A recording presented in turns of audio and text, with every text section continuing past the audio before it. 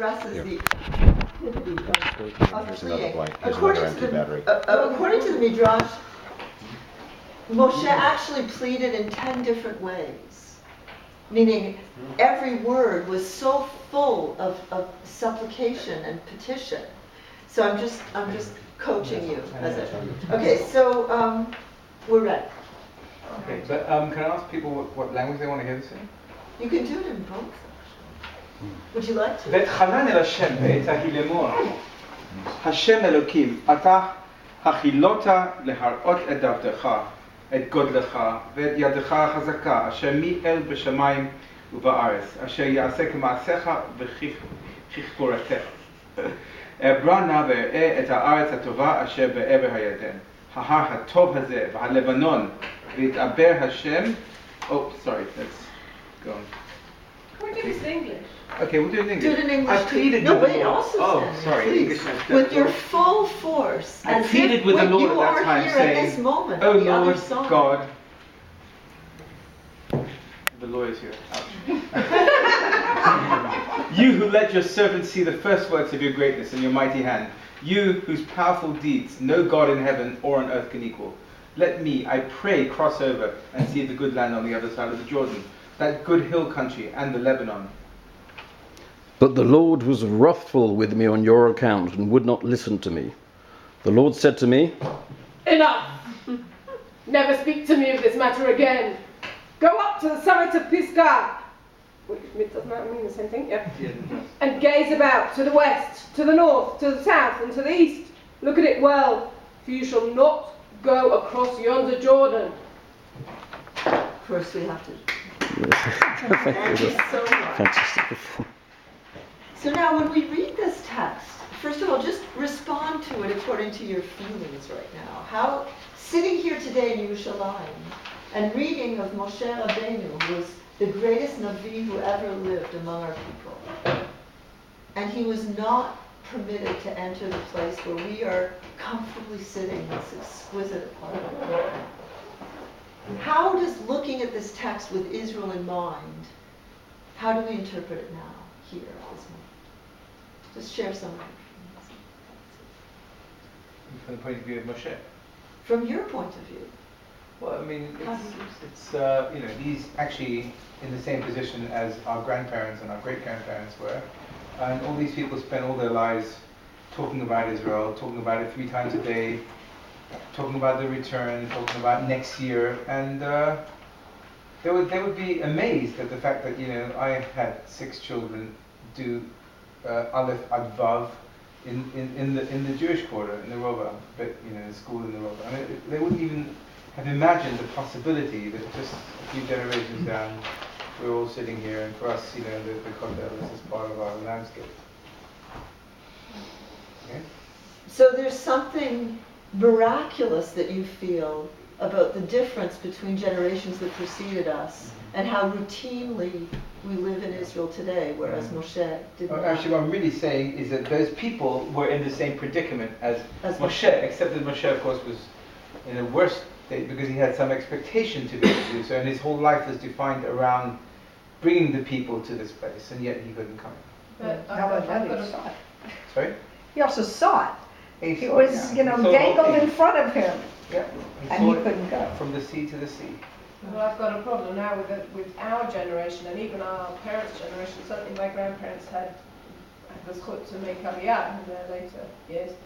But the fact that we have so much here and you can live a really okay life here, and got people who are doubling, who are yearning for Zion, and yet they're not coming back.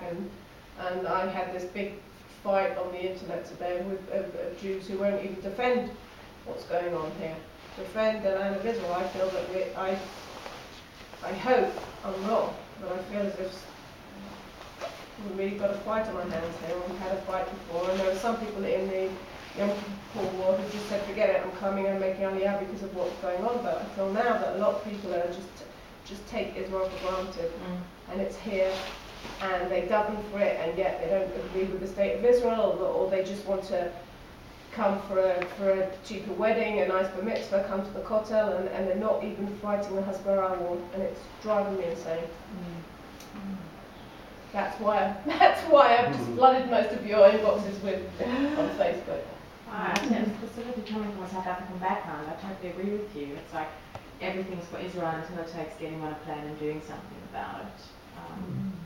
But I think with, reading this and just, like, as you took that deep breath, it's the humbling experience of, yes, we do just, as much as we appreciate it, there's just still so much that we do take for granted that I can just get in my car and go to the hotel and whatever. And it is, I think it's something that's bringing a mindfulness to the privilege that we have.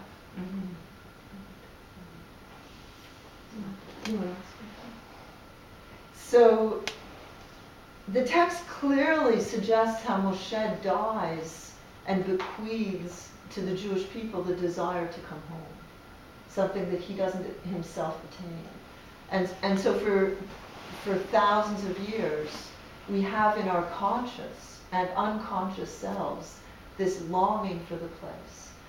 And one of the things I'd like to suggest is that, first of all, we also know from the tefillot that we say and the ideas that we perpetuate, the Shana Haba B'Yerushalayim and so on, that we still are longing. This text is not irrelevant because we made Aliyah. The text is even more relevant, and the process of coming home doesn't end when we enter the physical boundaries of the country. It actually begins there. It begins there because that's when we start to really fulfill Moshe's longing by making this place the place that we longed for. It's not simply to enter it with our bodies. It's actually to enable Zionism to fulfill all of what we hoped and imagined. Just reminds me of standing under the hookah, sorry.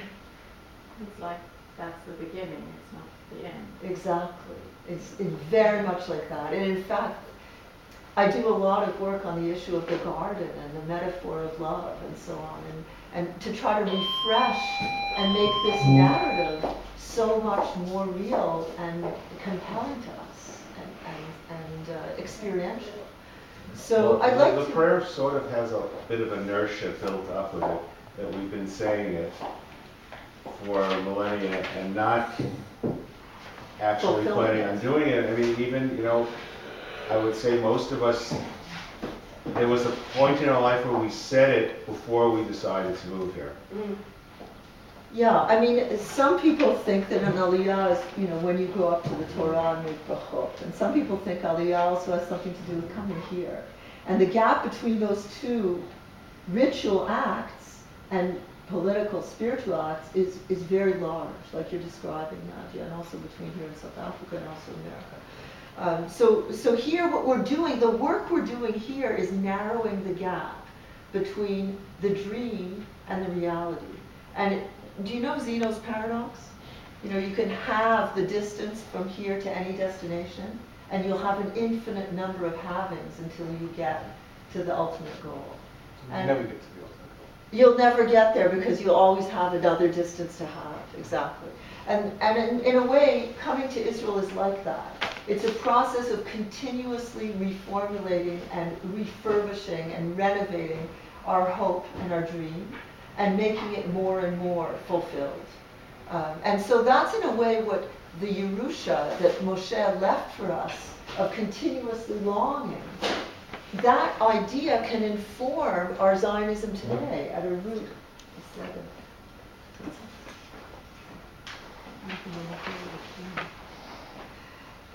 So I'd like to give you that as the way to enter into these other texts. Try to read them with Israel in mind. Now, there are many different sources, and you're not going to be able to do all of them. So if you turn to the person beside you, and together choose a few that you find relevant, ask some of the questions that come up with Israel in mind, and then we'll share together afterwards.